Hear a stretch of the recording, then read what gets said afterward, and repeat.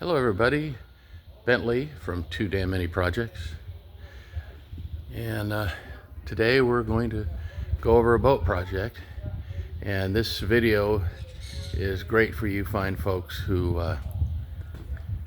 need to know how to work on a boat, do it yourself, to avoid all these prices they've got on boat repairs. Like everything else, you're learning car stuff, so you're gonna have to pay those ridiculous charges. They're all ridiculous. I mean, in this day and age, it's not the business's fault. It's, circumstances we won't get into. But this is a 30-foot Tolly sport cruiser, and I'm doing this video as a how-to for some of the fine folks on the Tollycraft group.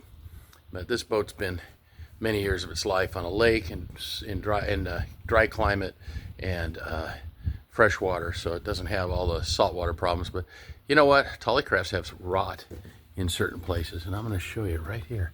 And this is a really interesting piece to have brought out, because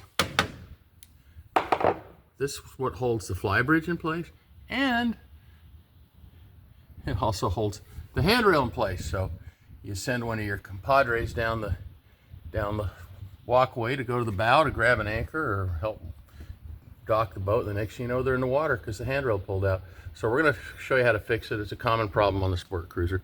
Many of the other Tollys have it too, in a little different configuration, a little different way. But we're basically going to take the screws out of the drip rail, and then they're going to take these screws out that hold the fly bridge down, and then we'll take the handrail screws out. It's a bit of work. I'm not going to bore you with the details. We're just taking screws out. So put you on ignore, and we'll come back.